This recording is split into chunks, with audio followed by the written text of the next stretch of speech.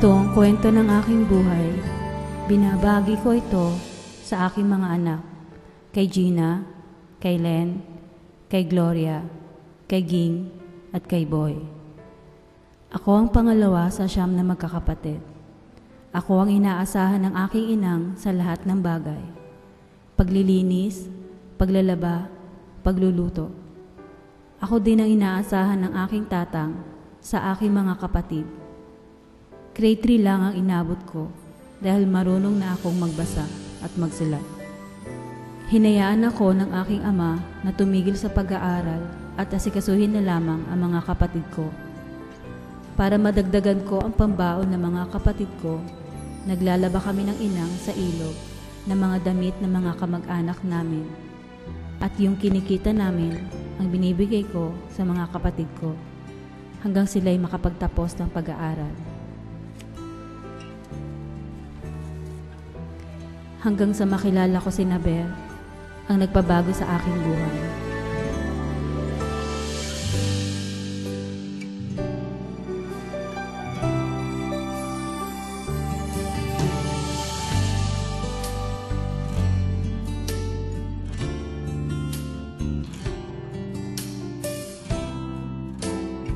Napakabait ni Naber. Pagkagaling sa trabaho, siya ang nag-aasikaso kay Gina, ang panganay naming anak. At ako'y hahangos papunta sa mga kapatid ko para maglibang. Sige, pahinga ka muna. Ako na bahala kay Gina. Ay, salamat naman. Pupunta mo na kainan na. Ikaw naman ang bahala dito. Magluto at magsain ka na din. May nilagang baka dyan. Bigay ni Itang kanina. Sige.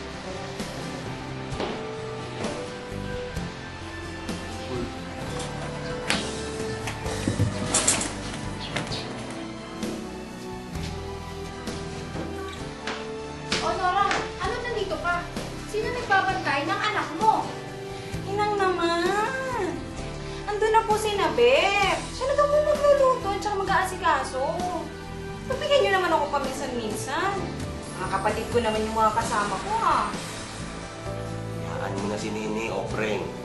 Lilibang lang naman yung bata eh. Pabayaan mo na siya. Lahat na lang eh, pinapansin mo eh. Sige na. Sikasuhin mo yung dapat mo. Sikasuhin na rin. Kumain mo. Magdala na lang tayo eh. Magdala na lang ako.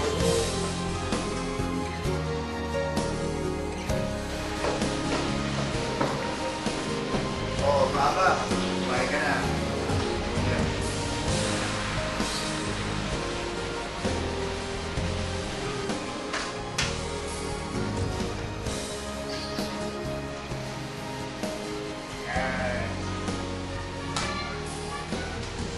Papa, ba't di ka mag-Saudi na lang?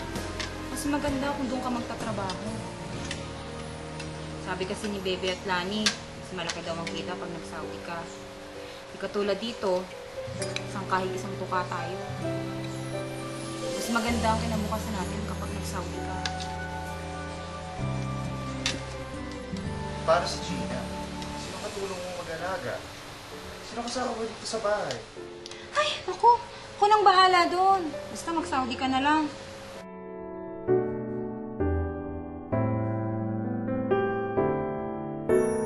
Noong una ay nagdadalawang isip si Naber na iwanan kami ni Gina. Natatakot siyang baka hindi ko makayang mag-isa ang pag-aalaga at pag-aasikaso sa bata. Mahal na mahal niya ang panganay namin anak. Mahal na mahal niya si Gina. Naisip niya, tama ako. Mas magiging maginhawa ang buhay namin kung sa Saudi siya magtatrabaho.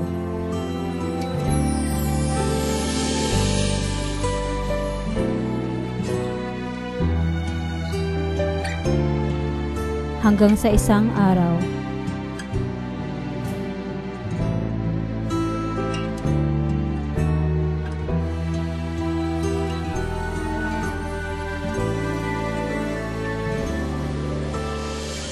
Mama, ako, mukhang matutuloy na rin yung pangarap ko.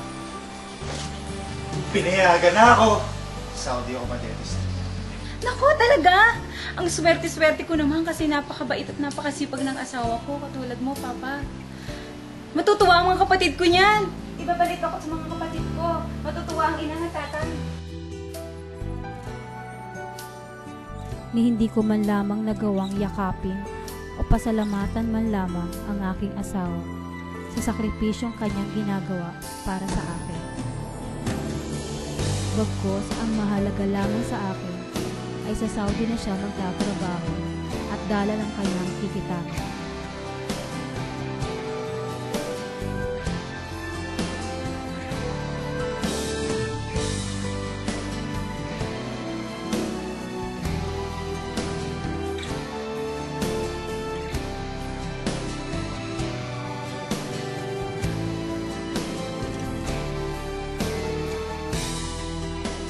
Oh, papunta ka na ba ng Saudi niyan? Huwag ka mag-alala. Ako nang bahala sa mag-ina mo.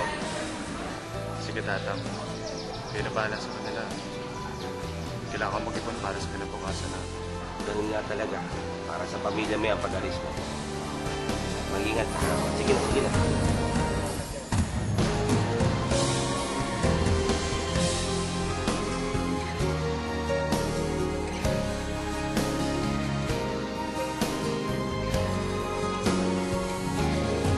Tumagal ng 10 taon si Naber, pabalik-balik sa Saudi, habang ako'y patuloy sa paglulustay ng mga pinapadala niya. Habang nasa Saudi si Naber, kasakasama ko sa bahay si Pasing. Si Pasing ang nagbabantay at nag-aasikaso kay Gina, kaya hindi ako nahirapan habang wala si Naber. Oo, ba't ka umiiyak? Oo, baby. Oo. Oo. Oo, baby. Tama na, tama na. Tatawagin natin si Mami. Dali na, tawagin natin na. Ah, oo na, oo. Samantalang ako'y patuloy pa rin sa mga kapatid ko, sa mga pasyal, luho at lakwatsa. Lahat ng luho ko ay nagagawa ko na hindi man lamang nag-iisip kung tama pa ba ang ginagawa ko. Uy, bebe. Hiyain natin si Biche. Magandang daw dun sa Laguna ba yun? Sa may Mount Makiling. Narinig ko, maganda daw doon sa Liliw, Laguna. Tara, hiyain natin na Oo, Dichit. halika, hiyain natin siya. Ang inang ang madalas magalit sa mga ginagawa ko. Ano ba kayong dalawa? Wala na ba kayong gagawin kundi ayaan si Nora sa lakwatsa?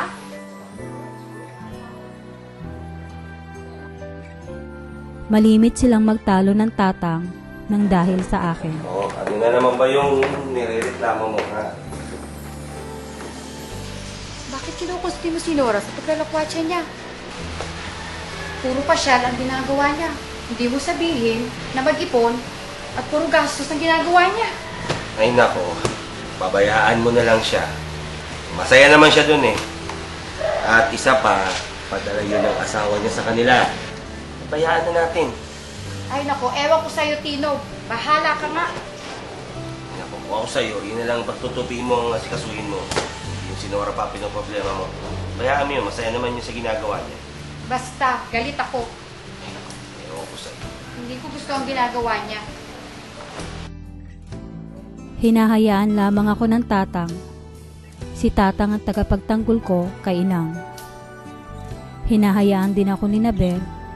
Pinapadala niya lahat ng kinikita niya sa akin. Ginagawa niya ang lahat para makapagpadala agad sa akin at maging sa mga bata. Trabaho doon, trabaho dyan, trabahong walang putna. Hindi ko man lang naisip na mag-ipon habang kasalukuyang malakas ang kita niya sa Saudi.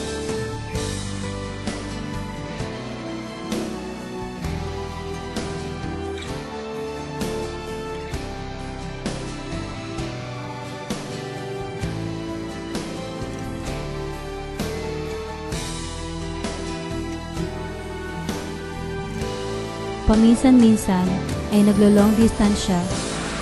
Palagi niya akong pinapadala ng dollar.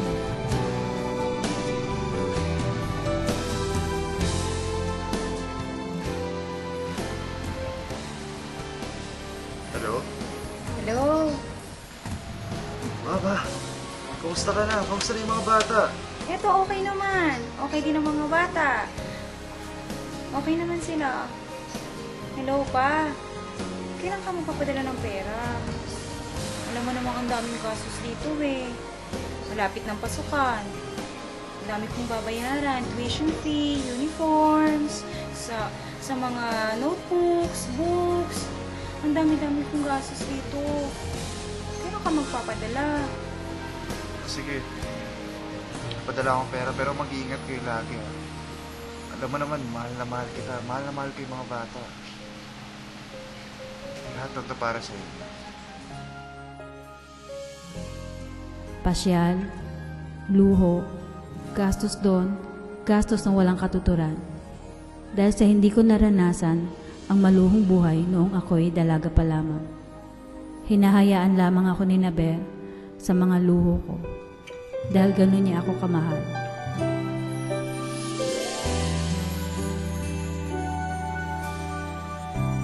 Hanggang isang araw, umuwi ng biglaan si Naber. May sakit na siya. Nahihirapang huminga, mabilis mapagod, madalas sa pag-ubo at di nawawalan ng lagnat. Ngunit tuloy pa rin sa paninigarilyo.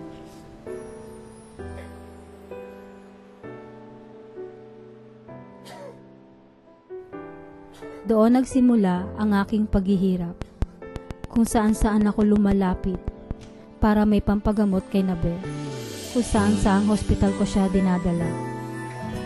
Pampagamot kay Naber, pang-tuition ng mga bata, panggasto sa bahay, lahat ng yan ay naubos na. Dahil hindi ako natutong mag-ipon. Noong una ay tinutulungan ako ng mga kapatid ko, ng inang, ng tatang. Ngunit kalaunan ay nangihinawa na sila. Lani, manghirang sana pang ospital. Meron ka ba? Nako, Diche. Pasensya ka na. Kipitin kasi ako ngayon. Papakita na nga ako natin. Pasensya ka na talaga. Pas mo na ako.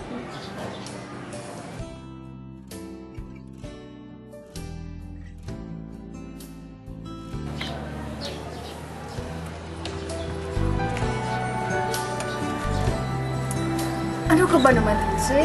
Magkano na yung nahiram mo? Hindi naman sa lahat ng oras pwede kitang pahiramin. May mga pinapag-aral din ako. Gastusin sa bahay. Pasensya na talaga, Lindsay. Walang-wala ako ngayon.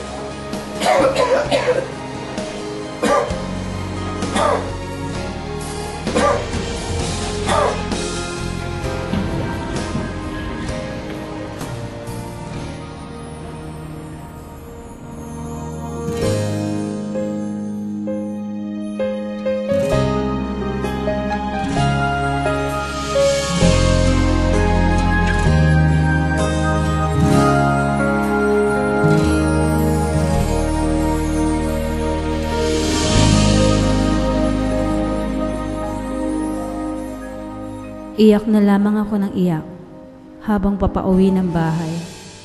Hindi ko alam kung saan ako tutungo, saan ako pupunta, sino ang lalapitan ko. Sana natuto ako mag-ipon para sa panahong ganito may madudukot ako. Ngunit huli na ang lahat, namatay si Naber.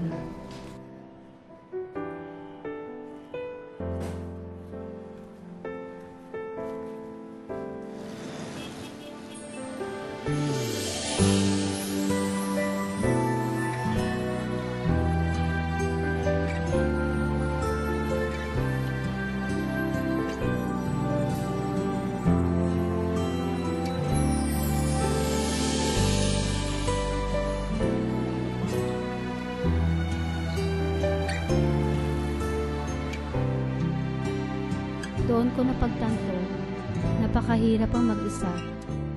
5 ang aking anak. Paano ko bubuhayin mag-isa ang mga ito? Paano ang kanilang pag-aaral? Makakaya ko ba silang lahat papag-aralin? Makakaya ko bang mag-isa ang pagsubok na ito? Nandyan nga mga kapatid ko, ang inang, ang tatang. Ngunit ako pa din ang may obligasyon sa aking mga anak. Paano ko kakayanin ang lahat ng ito? Pero kailangan kong maging matibay, maging malakas ang loob. Kakayanin ko ito para sa mga anak ko. Itutuloy ko pa rin ang mga pangarap ko. Pangarap na para sa mga anak ko, sa pamilya ko. Kahit ako'y nag-iisa lamang, tuloy ang pangarap.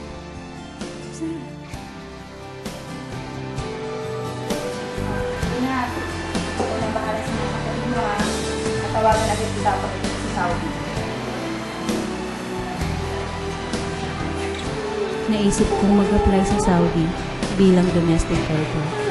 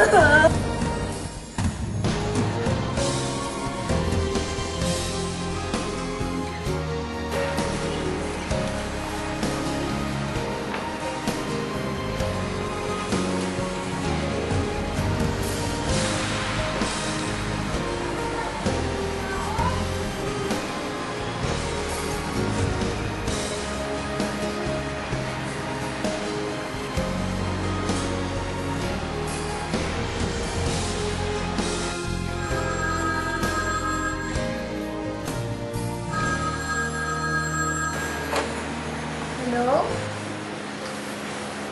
Mama? Mama? Kamusta na po kayo? Miss na miss na po namin kayo. Kamusta na po kayo dyan? Kailan po kayo babalik dito? Tagal na po namin hinintay yung tawag niyo eh. Opo, Mama, nandito po sila. Opo, mag-iingat po kami palagi. Ganun din po kayo, ah. Mahal na mahal po namin kayo. Sige po. Isang